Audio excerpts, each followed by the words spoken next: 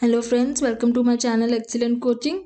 आज psychological consequences of population explosion करेंगे, क्योंकि हम क्राउडिंग की बात कर रहे थे लास्ट टाइम। तो उसमें क्राउडिंग के अंदर ही हाई पॉपुलेशन भी आ जाता है। So there are two direct consequences of population explosion.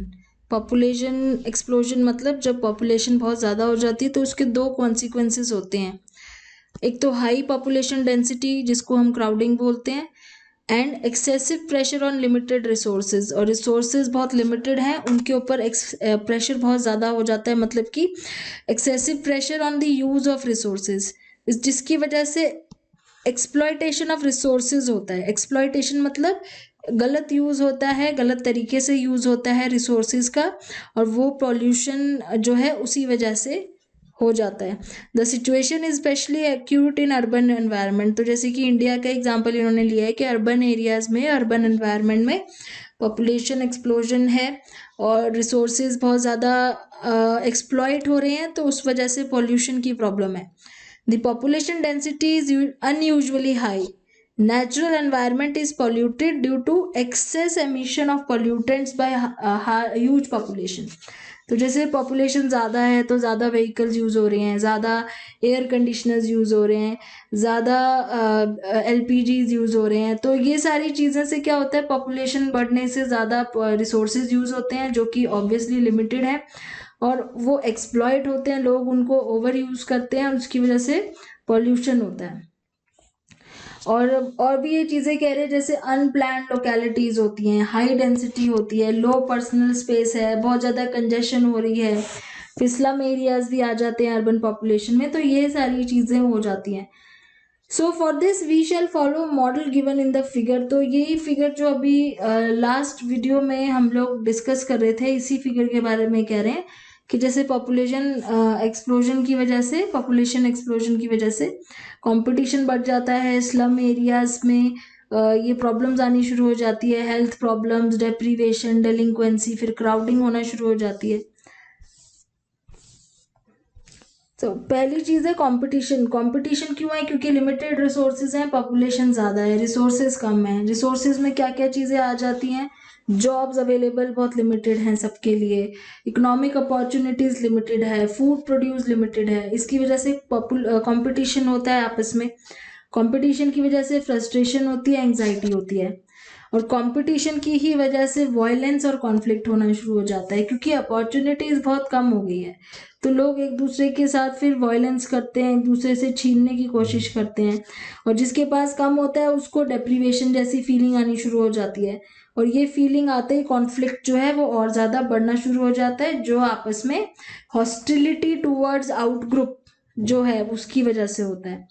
और यही कह रहे हैं कि बहुत ऐसी स्टडीज करी हैं इंडिया में जो ये बताती हैं कि जो राइट्स हुए थे या कास्ट कॉन्फ्लिक्ट हुए थे, वो बेसिकली इसीलिए था क्योंकि एक ग्रुप को ऐसा लगता है कि दूसरे ग्रुप के पास जो है जो रिसोर्सेज हैं वो उनसे ज़्यादा हैं, जितने उनके पास है उनके पास दूसरे ग्रुप के पास नहीं है, इस वजह से आपस में इतने झगड़े हो रहे हैं। फिर आता है slum and urban environment. The worst effect of population explosion are on the urban environment. Urban areas में क्यों है? क्योंकि वहाँ पे अपॉर्चुनिटीज तो ज़्यादा होती हैं, लेकिन लोग ज़्यादातर माइग्रेट करके आ जाते हैं रूरल एरिया से। अब जब माइग्रेट करके लोग रूरल एरिया से अर्बन में आ जाते हैं तो वहाँ पे पॉपुलेशन और ज़्यादा बढ़ जाती है, ऑलरेडी तो होती है और ज़्यादा हो जाती है। और इसलिए हाई पॉपुलेशन की वजह से क्या होता है कि रहने की जगह नहीं मिलती है ढंग से, फैसिलिटीज़, पानी और ये सब चीज़ें नहीं मिल पाती हैं, जॉब्स नहीं मिल पाती हैं, और ये सारी प्रॉब्लम्स क्रिएट होने शुरू हो जाती हैं। The proportion of urban population living in slums varies from 20 to 30%। तो जो भी अर्बन पॉपुलेशन है जो स्लम एरिया में रह रहे हैं वो 20 to 30% है। ठीक है, अब इसमें ये कह रहे हैं कि these settlements are deprived of the basic amenities. इन लोगों के पास बेसिक एम्यूनिटीज भी नहीं है, जैसे पानी की सप्लाई होगी, सीवेज और ड्रेनेज सिस्टम हो गया, या वेस्ट डिस्पोजल फैसिलिटीज हो गई, और इस वजह से बहुत ज़्यादा अनहेल्दी कंडीशंस हो जाती हैं इन लोगों की। प्लस इनके पास वो एनवायरनमेंट, वो सारी चीज़ें भी नहीं होती जो एक हाई क्लास लोगों के पास होती है अर्बन एरियाज में। Deprived of stimulation they face many problems of physical health problems हो जाती हैं, जैसे मेल न्यूट्रिशन हो गया, मेंटल हेल्थ प्रॉब्लम्स हो जाती हैं, इन्फीरियर कॉग्निटिव डेवलपमेंट होती है। ये सब चीज़ों के बारे में हमने डेप्रीवेशन वाले चैप्टर में भी पढ़ा था। फिर तीसरी चीज़ आती है डेविएंस एंड डेलिंक्वेंसी। जब पॉपुलेशन ज़्यादा होती है तो ऑब्वियसली कंपटीशन ज़्यादा होता है, जैसे जॉब्स को लेके हो गया, रिसोर्सेज को लेके हो गया। उसमें क्या होता है, जब पुअर जो होते हैं, जिनके पास इतनी अपॉर्चुनिटीज़ नहीं होती हैं, वो क्या करते हैं, फिर वो डेलिंक्वेंट बिहेवियर दिखाना शुरू कर देते हैं। डेलिंक्वेंट मतलब एंटी सोशल बिहेवियर दिखाना शुरू कर देते हैं, क्योंकि वो फ्रस्ट्रेटेड होते हैं, उनको डिप्राइव फील हो रहा होता है, तो वो रिलेटिव डेप्रीवेशन की वजह से वो गलत तरीके यूज़ करते हैं, क्राइम करते हैं अपने लिए वो रिसोर्सेज अवेलेबल कराने के लिए। A subculture develops in lower economic status SES localities. It is the subculture of delinquency. तो वहां पे क्या हो जाता है, एक सब कल्चर हो जाता है कि कौन कितना ज्यादा ब्रेक कर सकता है लॉ को और कितना इजीली पैसे ला सकता है। तो फिर इस तरीके से बच्चों को रेस किया जाता है कि वो ये सब काम सीखना शुरू कर देते हैं। The crime rate in cities and nearby areas is higher than normal because of the phenomena of deviance and delinquency. तो इसीलिए cities वगैरह में crime rate ज़्यादा भी होता है। Then we have spatial behavior, spatial and population explosion। तो spatial क्यों, क्योंकि space की बात हो रही है, तो यहाँ पे ये बात कर रहे हैं टेरिटोरियलिटी एंड पर्सनल स्पेस की। Territoriality is the visible space occupied by the person. तो जो अपनी खुद की स्पेस होती है एक पर्सन की, वो तो होगी टेरिटोरियलिटी, जो दिख रही है आपको, जिसको हम टेरिटरी बोलते हैं कि इस पर्सन की खुद की टेरिटरी है, वो उसकी अपनी स्पेस है। तो जैसे अगर आपका खुद का एक रूम है तो वो आपकी टेरिटरी है। लेकिन एक पर्सनल स्पेस भी होती है जो इनविजिबल होती है। इनविजिबल मतलब आप पर्सनल स्पेस किसी की देख नहीं सकते हो। आपको कैसे पता चलता है पर्सनल स्पेस के बारे में, जब भी आप देखते हो कि कोई किसी से बात करते हुए कितना दूर खड़ा है, तो वो उसकी पर्सनल स्पेस होती है। जब आप अपने क्लोज फ्रेंड के साथ होते हो तो आपकी पर्सनल स्पेस कम हो जाती है। जब आप अपने किसी स्ट्रेंजर के साथ होते हो तो आपकी पर्सनल स्पेस बढ़ जाती है। तो पॉपुलेशन एक्सप्लोजन के साथ क्या होता है, आपकी टेरिटरी एंड पर्सनल स्पेस दोनों चीज़ों में फर्क आना शुरू हो जाता है, क्योंकि दूसरे डेंसिटी बढ़ने की वजह से आपकी स्पेस कम होनी शुरू हो जाती है। फिर अगेन क्राउडिंग वाली बात आ जाती है कि क्राउडिंग एक्सपीरियंस होना हमें शुरू हो जाता है। तो अगर आपकी क्राउडिंग कब होता है, जब डेंसिटी बढ़ जाती है। So there are broadly two meanings of density. If the number of person in given space are changed, the social density changes. If the space changes without changing the number of people, it is called spatial density. तो density को इन्होंने कैसे explain किया, जैसे density क्या है, अगर हम सिर्फ डेंसिटी को देखें तो नंबर ऑफ पीपल और वो कितनी जगह लेते हैं। सोशल डेंसिटी का मतलब है कि नंबर ऑफ पीपल बदलेंगे, जगह सेम रहेगी। तो अगर एक रूम का साइज सेम है लेकिन उसमें कभी 4 लोग रह रहे हैं, कभी उसमें 5 लोग रह रहे हैं, कभी 3, तो वो सोशल डेंसिटी हो गया। स्पेशियल डेंसिटी क्या है कि अगर आपके स्पेस चेंज हो रही है लेकिन नंबर ऑफ पीपल सेम है, मतलब स्पेस चेंज हो रही है without changing the number of people. तो यहाँ पे स्पेस चेंज हो रही है, this is changing, but number of people are fixed. तो number of people are not changing, it is called spatial density. Social density में नंबर ऑफ पीपल चेंज हो रहे हैं, कितने लोग हैं, जगह सेम है। स्पेशियल डेंसिटी में जगह चेंज हो रही है, लोग, नंबर ऑफ पीपल फिक्स हैं। तो कभी वो बड़े रूम में जाके अगर सेम नंबर ऑफ पीपल बड़े रूम में चले गए तो वो स्पेशियल डेंसिटी है। Many psychological studies have shown that the feeling of crowding is associated with both spatial and social density. तो क्राउडिंग जो है दोनों पे डिपेंड करती है, स्पेशियल एंड सोशल डेंसिटी, दोनों टाइप की डेंसिटीज पे। तो अब हम आगे चलेंगे, motivating for small family norms. तो जैसे पॉपुलेशन एक्सप्लोजन की बात हो रही है तो उसका एक सॉल्यूशन यही है कि आप स्मॉल फैमिली नॉर्म्स फॉलो करो। और ये क्या होते हैं इसके बारे में हम बात करेंगे। So planners and scholars of India had realised the pressing problem of population explosion even before independence.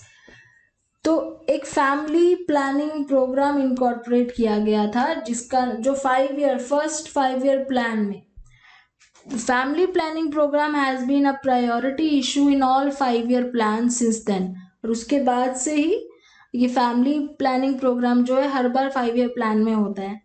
अब इसमें क्या होता है कि इनको जो इंडियन सिटीजन्स हैं उनको स्मॉल फैमिली नॉर्म्स को फॉलो करने के लिए मोटिवेट किया जाता है कि उनकी जो फैमिली है वो स्मॉल हो, मतलब number of children should be less.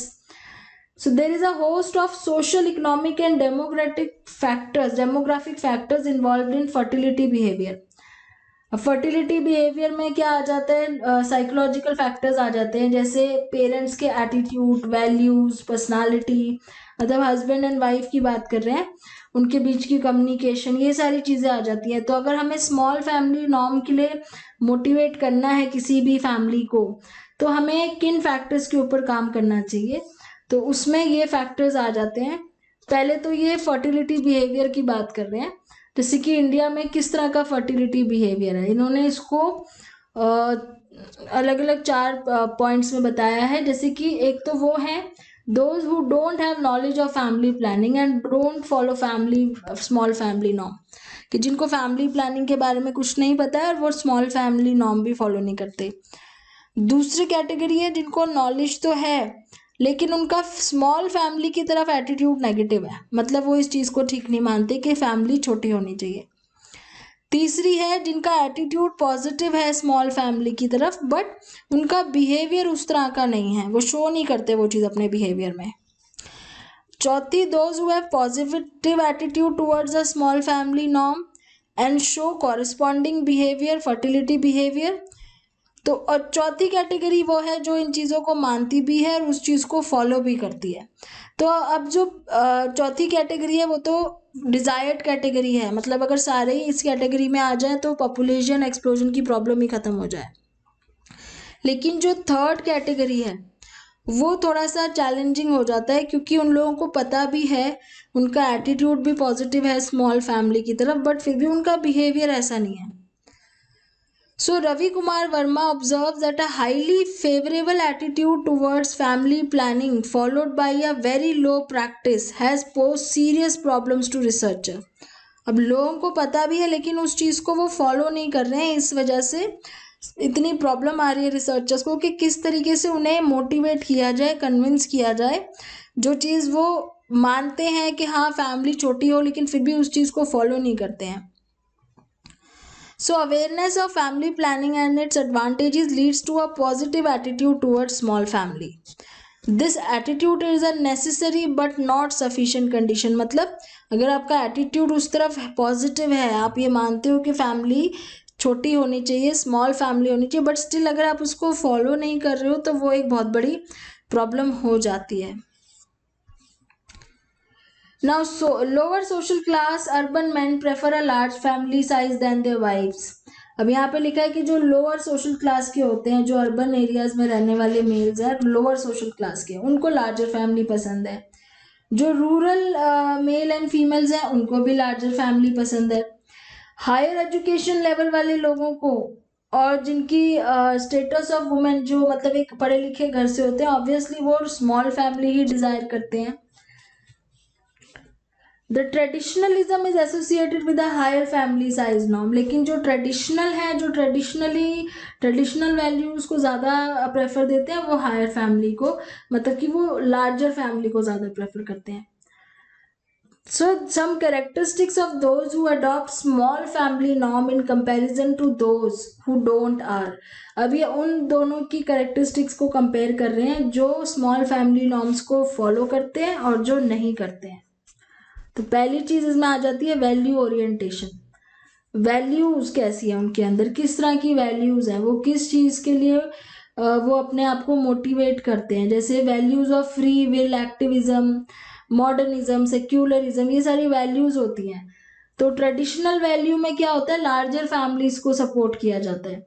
जैसे यहाँ पे एक स्टडी करी हुई है, planning in an intensive study of family planning among Muslims in Kanpur. तो कानपुर में जो रहने वाले मुस्लिम्स हैं उनके ऊपर एक स्टडी है जहाँ पे खान ये बोलते हैं that negative attitudes towards family planning are due to religious fatalism, fear of complications, husband's authority and lack of communication. तो फैमिली प्लानिंग की तरफ नेगेटिव एटीट्यूड लोगों का वहाँ पे इस वजह से है. फेटालिज्म मतलब वो ये मानते हैं कि भाई हम अपने फेट के ऊपर ज़्यादा बिलीव करते हैं, जो चीज़ हमारे फेट में लिखी है वो होगी ही। दूसरा फियर ऑफ कॉम्प्लिकेशन, उन्हें लगता है कि फैमिली प्लानिंग कुछ करेंगे तो कॉम्प्लिकेशंस हो सकती हैं। हस्बैंड की अथॉरिटी ज़्यादा चलती है रादर देन वाइफ, यहाँ आपस में कम्युनिकेशन नहीं है हस्बैंड वाइफ की। और काफ़ी हिंदूज में भी सिमिलर टाइप का बिहेवियर मिला है, जहाँ पे ट्रेडिशनल वैल्यूज फॉलो होती हैं, जैसे पैट्रियार्कल अथॉरिटी, मतलब कि जहाँ पे जो हेड ऑफ द फैमिली जो होते हैं वो मेल्स होते हैं, उन्हीं की बात जो है उनको ही मानना पड़ता है। Another factor that affects fertility behaviour is a strong value preference for son. दूसरा फैक्टर जो इनको मिला है जिसकी वजह से लार्ज फैमिलीज ज़्यादातर देखी गई है इंडिया में, वो है प्रेफरेंस फॉर सन्स। तो क्योंकि हर कोई चाहता है कि उनका एक बेटा हो, सन हो, तो वो जो प्रेफरेंस है सन के लिए, अब जैसे यहाँ पे आपने देखा भी होगा, जैसे ये भी बता रहे हैं कि बहुत सारे लोग यहाँ पे, जो हमारे सामने भी काफ़ी एग्जाम्पल हम देखते हैं कि आफ्टर उनके कितने सारे गर्ल चाइल्ड होने के बाद भी वो ट्राई करते हैं कि उनका जो है एक बेटा हो। तो वो क्या लॉजिक लगाते हैं, वो ये लॉजिक लगाते हैं कि अगर हम अटेम्प्ट करते रहेंगे तो मान लो nth अटेम्प्ट में उनका बेटा नहीं भी हुआ तो नेक्स्ट टाइम n+1 अटेम्प्ट में उनका बेटा जरूर होगा, इस टाइप से उनको ये लगता है। जैसे इन्होंने एग्जाम्पल बताया है कि ये एक ऐसे पर्सन को जानते थे जिनकी 9 डॉटर्स थी और उसके बाद एक सन था। तो उन्होंने एवरी टाइम, मतलब he guess that now he has so many daughters, the probability of having a son is more. मतलब उन्हें ऐसा लगता है कि अब इतने सारे डॉटर्स के बाद ऑब्वियसली सन होने की प्रोबेबिलिटी बढ़ जाएगी। लेकिन एज अ बायोलॉजी स्टूडेंट या एज अ साइकोलॉजी स्टूडेंट हम सबको पता है कि सन या डॉटर होने की प्रोबेबिलिटी हर बारी 50% ही होती है, चाहे कितनी बार भी आपकी पहले से डॉटर्स हो चुकी हो। लेकिन लोगों के अंदर ये अवेयरनेस नहीं है। दूसरी चीज आती है एटीट्यूड, कि एटीट्यूड किस तरह का है। People with open attitude are more prone to accept, जिनकी ओपन माइंडेडनेस है, जो ओपन एटीट्यूड वाले हैं, वो स्मॉल फैमिली प्लानिंग प्रोग्राम को एक्सेप्ट कर लेते हैं। फिर पर्सनालिटीज भी आती हैं, जो लोग चेंज को एक्सेप्ट करना आसान समझते हैं या इजीली कर लेते हैं, जो रैशनली सोचते हैं, जो अपने आप को हाईली मतलब हाई सब्जेक्टिव एफिकेसी जिनके अंदर है, वो जल्दी फैमिली प्लानिंग को अडॉप्ट कर लेते हैं।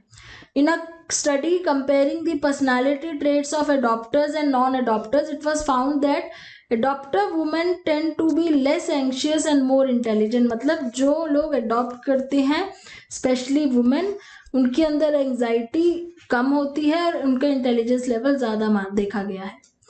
Many studies have found that primary motive of having children is old age security. और भी एक चीज देखी गई है कि यहाँ पे इंडिया में जो चिल्ड्रन की जो उनको रिक्वायरमेंट होती है वो इसलिए होती है ताकि उनको ओल्ड एज में सिक्योरिटी मिले। तो हर कोई ये चाहता है कि उनकी ओल्ड एज में उनको जो है कोई सिक्योर करने के लिए हो, इसलिए वो फैमिली जो है अपनी वो करते हैं, प्लान करते हैं। But again small family plan करें ये जरूरी नहीं है। Paliwal, for instance, analyzed the motive for desiring a third child in a village near Lucknow. The dominant motive was to have a greater old age security. तो मतलब child, जितने children ज्यादा होंगे उतनी ओल्ड एज सिक्योरिटी होगी। Social norms versus small family norms. अब यहाँ ये बता रहे हैं कि हमारे खुद के सोशल नॉर्म्स कुछ ऐसे हैं जिसकी वजह से हम स्मॉल फैमिली नॉर्म्स फॉलो नहीं कर पाते हैं।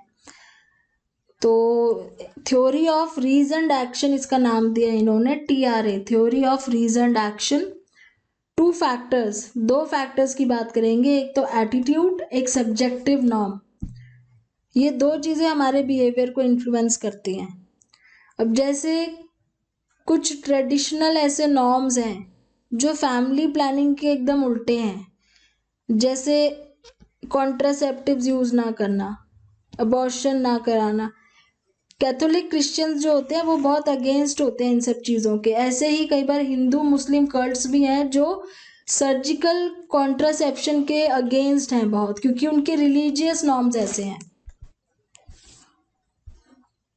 तो इस वजह से भी कई बार वो फैमिली प्लानिंग नॉर्म्स को फॉलो नहीं कर पाते हैं। Go showed how the issue of family planning is still a taboo among tribal groups. और family planning जो tribal groups में तो एकदम taboo ही है. So approximately 70% of the total tribal respondents in his study simply refused to answer this question. तो इनकी study में क्या हुआ कि 17% ट्राइबल रिस्पॉन्डेंट ने तो आंसर ही नहीं किया, क्योंकि वो इस चीज़ पे बात ही करना ठीक नहीं मानते. और 70% ऐसे थे जिन्होंने अवॉइड किया इस तरह के क्वेश्चंस को आंसर देना. तो अगर वो बात ही नहीं करते हैं तो वो किस तरीके से उसको फॉलो करेंगे. अब मोटिवेट कैसे करना है, motivating for small family norms. अब इन चीज़ों को हम कैसे मोटिवेट कर सकते हैं, तो इसमें कुछ स्ट्रैटेजीज हैं, जैसे अवेयरनेस जनरेशन, जैसे एडवर्टीजमेंट के थ्रू अवेयरनेस फैलाओ, सोशल मैसेजेस के थ्रू लोगों के एटीट्यूड चेंज करो, जैसे आजकल फिल्म्स के थ्रू, मीडिया के थ्रू एटीट्यूड चेंज करने की कोशिश होती है. रिवॉर्ड्स एंड पनिशमेंट यूज करा जा सकता है, जैसे इंसेंटिव दे सकते हो स्मॉल फैमिलीज को, या पनिशमेंट अगर पॉसिबल है तो जो कि आई डोंट थिंक इंडिया में इस तरह की चीज़ चल सकती है, बट ये भी एक स्ट्रैटेजी है. फिर थर्ड कह रहे हैं कि at some point compulsory sterilisation was practice. Not only was it unpopular, compulsory sterilisation didn't have any long term impact. Indeed, it did harm the family planning program. People became alienated from family planning and started looking at this program suspiciously. तो एक बार इन्होंने कोशिश की थी compulsory sterilization की, but उससे क्या हुआ कि लोगों ने ये सब चीज़ों को और ज़्यादा सस्पिशियसली देखना शुरू कर दिया, और वो बहुत ज़्यादा नेगेटिवली देखा, मतलब फैमिली प्लानिंग प्रोग्राम को ही बहुत नेगेटिव व्यूज़ मिलने शुरू हो गए थे. तो how good a motivator is reward. तो रिवॉर्ड देके हम कैसे कर सकते हैं. Behaviorist scholars would naturally state that rewarding behavior for small family increases the probability. अब जो behaviorist हैं, जो ये मानते हैं कि भाई रिवॉर्ड और पनिशमेंट से ही हम अपना बिहेवियर बदलते हैं, तो वो तो यही कहेंगे कि अगर हम रिवॉर्ड देते हैं तो उससे प्रोबेबिलिटी बढ़ जाती है स्मॉल फैमिली की. Elton Mayo observed that employees' behavior was more motivated by group norms than rewards given by managers. On similar lines, it can be stated that reward aren't as potent as social norms. पर यहाँ पे इन्होंने Elton Mayo ने क्या किया है, behaviourist के इस व्यू पॉइंट को कॉन्ट्रडिक्ट करते हुए बोला है कि अगर ग्रुप नॉर्म अलग है तो आप उनको कितने भी रिवॉर्ड दे दो, वो आपके रिवॉर्ड को नहीं एक्सेप्ट करेंगे, वो सोशल नॉर्म्स को ज़्यादा एक्सेप्ट करेंगे. तो अगर सोशल नॉर्म्स फैमिली प्लानिंग के अगेंस्ट हैं तो वो उसको ज़्यादा प्रेफर करेंगे, अगर आप उन्हें कितना भी बोनस या रिवॉर्ड या कोई भी किसी तरह के भी रिवॉर्ड दे दो. This was demonstrated by Khan and Prasad in 1980. They studied the role of monetary incentive in promoting sterilization among industrial workers. They found that monetary incentives, when used as independent variable, explained less than 1% variance. तो ये study भी करी गई थी कि अगर हम industry worker को मॉनेटरी इंसेंटिव देते हैं ये बोलने के लिए कि वो स्टरलाइजेशन प्रोग्राम में पार्टिसिपेट करें, बट स्टिल उन्होंने उस चीज़ में बिल्कुल भी इंटरेस्ट नहीं दिखाया क्योंकि सोशल नॉर्म्स उसके अगेंस्ट थे. अब क्या इंटरवेंशन और हो सकती है, अगर रिवॉर्ड काम नहीं कर रहे हैं तो और क्या इंटरवेंशन हो सकती है, हम कैसे लोगों को स्मॉल फैमिली के लिए मोटिवेट कर सकते हैं, उसके बारे में ये बात करेंगे. कुछ इंटरवेंशंस है, जैसे सबसे पहले तो सेक्स एजुकेशन आ जाती है. जैसे स्कूल्स में आप उनको ये वैल्यूज़ एंड एटीट्यूड, जो क्योंकि बचपन में ये सारी चीज़ें बिल्डअप हो रही होती हैं, तो सबसे अच्छा रहता है. साइकोलॉजिस्ट भी इस चीज़ को बहुत ज़्यादा फेवर करते हैं कि जो भी चीज़ें हमें सिखानी है पब्लिक को, वो हम स्कूल लेवल से ही अगर शुरू कर दें तो वो धीरे धीरे बच्चों के अंदर वो बिल्डअप होनी शुरू हो जाती है. तो क्योंकि हमारे इंडिया में सेक्स एजुकेशन को जनरली अवॉइड ही किया जाता है, इस वजह से ये प्रॉब्लम बहुत ज़्यादा आती है. तो अब ये सब चीज़ें अगर स्कूल लेवल पे ही बता दी जाएं कि किस तरीके से मेंस्ट्रुअल साइकिल रिस्की होते हैं, कैसे उनको किस तरीके से कैलकुलेट कर सकते हैं, जो सेफ पीरियड फॉर सेक्स होता है, फिर यूज़ ऑफ कॉन्डोम्स के बारे में या कॉन्ट्रासेप्टिव पिल्स के बारे में, ये सब अगर सेक्स एजुकेशन स्कूल लेवल पे ही देनी शुरू कर दी जाए तो हो सकता है कि उनके एटीट्यूड हम जल्दी चेंज कर पाएँ, जो कि बाद में बहुत रिजिड हो जाते हैं.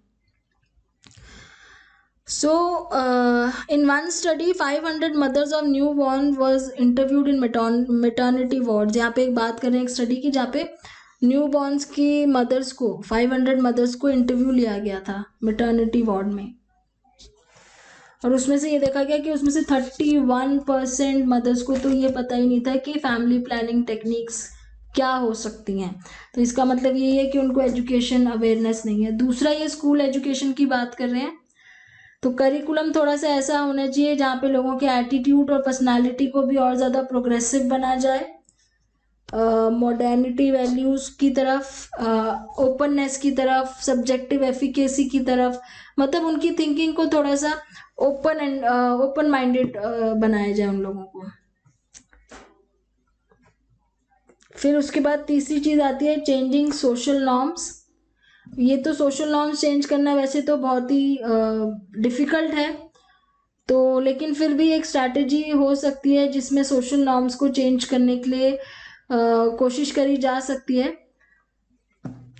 तो ये कह रहे हैं कि एक चैप्टर हम पढ़ेंगे कम्युनिटी साइकोलॉजी का, जिसमें हमने ये देखा था कि एक्चुअली हम कर चुके हैं कम्युनिटी साइकोलॉजी का, जिसमें हमने देखा है कि सोशल नॉर्म्स जो है वो किस तरह चेंज किए जा सकते हैं। जैसे कौन से सोशल नॉर्म की बात कर रहे हैं, preference for sons should be made specific focus of attack by panchayat and community leaders. तो इस तरह के एटीट्यूड को चेंज करना है कि सन्स के लिए जो प्रेफरेंस होती है उस चीज को अटैक करने का मतलब है उस चीज को फोकस करें, उस चीज को कैसे हम बंद करवा सकें। फिर awareness creation sensitive to social norms. Religious norms भी होते हैं, कई बार सोशल नॉर्म्स के अंदर हमारे रिलीजियस नॉर्म्स भी आ जाते हैं। तो अवेयरनेस प्रोग्राम्स हो जिसमें जैसे फोकलोर्स के थ्रू या रिलीजियस सिंबल्स के through you can design messages that से, एक इन्होंने वैसे बताया, एग्जांपल दिया है कि एक डिजाइन कर सकते हो आप मैसेजेस जिसमें आप रिलीजियस फोकलोर्स का यूज कर सकते हो। से Pandu had 5 sons but Dhritarashtra had 100 sons. In a battle of Kurukshetra, Pandavas won because Pandu could take better care of 5 sons. तो इस तरीके से आप प्रमोट कर सकते हो कि एग्जाम्पल देके इन्होंने जस्ट ऐसे बताया है कि आप ऐसे स्टोरी बना लो कि क्योंकि पांडव ने अपने 5 बच्चों का ध्यान ज्यादा बेटर तरीके से रखा और धृतराष्ट्र के 100 सन्स थे वो ढंग से उनका ध्यान नहीं रख पाया इसलिए वो हार गए। तो ऐसे आप लोगों के एटीट्यूड्स को चेंज कर सकते हो रिलीजियस नॉर्म्स, रिलीजियस चीज़ों का यूज़ कर, क्योंकि लोग ना रिलीजियस बातों को बहुत जल्दी सुन लेते हैं, मोटिवेट भी हो जाते हैं सुन के। Gulati and Mani believe that motivational method should be consistent with this subculture in which they are used. तो सब कल्चर का यूज करना जरूरी है। और एक एग्जाम्पल यहाँ पे दिया हुआ है, many tribal communities in which pregnancy is considered a blessing of God, these people will obviously find messages to prevent pregnancy as sacrilegious. तो अब जहाँ पे ऐसी जगह पे कुछ ऐसे ट्राइबल एरियाज हैं जहाँ पे ये मानते हैं कि जो प्रेगनेंसी है वो ब्लेसिंग ऑफ गॉड है, तो उस केस में आप उसको किस तरीके से उनकी थिंकिंग चेंज करोगे, वहां पे आपको बहुत ज्यादा सोचना पड़ेगा कि आपके रिलीजियस फोकलोर से क्या उनकी ये थिंकिंग बदल जाएगी। Then we have fifth method that is role model. तो रोल मॉडल या वाइकेरियस लर्निंग का यूज कर सकते हैं, ऑब्जर्वेशनल लर्निंग जैसे होती है। फीमेल रोल मॉडल्स को हाईलाइट किया जा सकता है जिन्होंने अपनी लाइफ में कुछ अचीव किया है। For those people who go for the large families to get sons, showing female role model, तो जिनको लगता है कि सिर्फ बेटा ही होना जरूरी है उनको हम फीमेल रोल मॉडल्स का एग्जांपल देके उनके बारे में बता के दिखा सकते हैं कि देखो not only sons but daughter can also achieve something in their life, मतलब डॉटर भी कुछ कर सकते हैं आपकी फैमिली के लिए, हमेशा ये नहीं है कि सन्स ही होने जरूरी हैं। Those members of the community who have had less number of children have succeeded in life can also be used. तो ऐसे फैमिली मेंबर्स जिनके घर में कम लोग हैं फिर भी उन्होंने अपने आप को बहुत अच्छे से लाइफ में अपने हर लेवल पे सक्सीड किया है, उनके एग्जांपल्स भी दिए जा सकते हैं। तो रोल मॉडल सामने रखने से क्या होता है कि मोटिवेशन भी होती है। अब इसके बाद हम नेक्स्ट वीडियो में बात करेंगे impact of rapid scientific and technological growth के बारे में, जिसमें हम एनवायरनमेंट डिग्रेडेशन के ऊपर बात करेंगे। Thanks for watching.